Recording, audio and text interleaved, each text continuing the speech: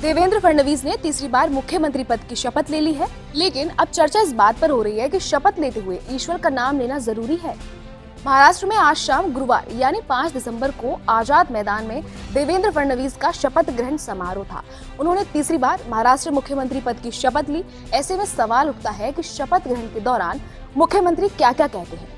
क्या शपथ लेते वक्त ईश्वर का नाम लेना जरूरी होता है? आइए आपको उन सवालों का जवाब बताते हैं। फडणवीस के साथ अजित पवार और एकनाथ शिंदे डिप्टी सीएम ने शपथ ली। महाराष्ट्र के राज्यपाल सीपी राधाकृष्ण ने उन्हें शपथ दिलाई। इस कार्यक्रम के लिए बीजेपी ने जोर शोर से तैयारियां कराई, जिसमें पीएम मोदी के साथ साथ बीजेपी के कई दिग्गज नेता भी शामिल हुए।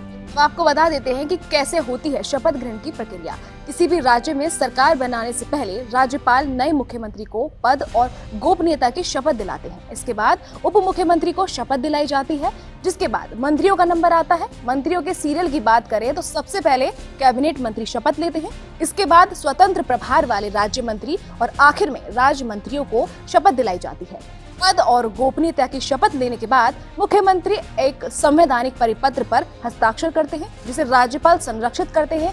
ये देश की लोकतांत्रिक व्यवस्था का संवैधानिक दस्तावेज होता है, जो हमेशा सुरक्षित रखा जाता है। अब आपको बता दें, पद के शपथ ग्रहण में मुख्यमंत्री क्या क्या बोलते हैं।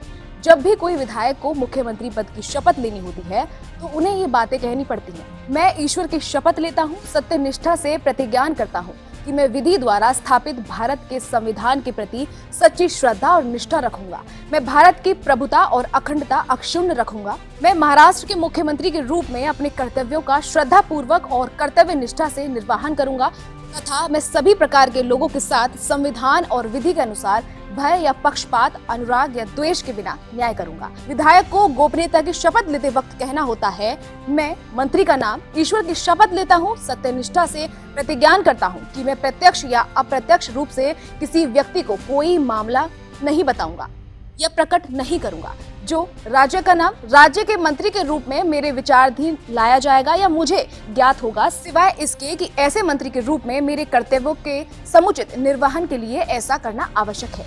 अब बात करते हैं कि क्या ईश्वर का नाम लेना जरूरी होता है।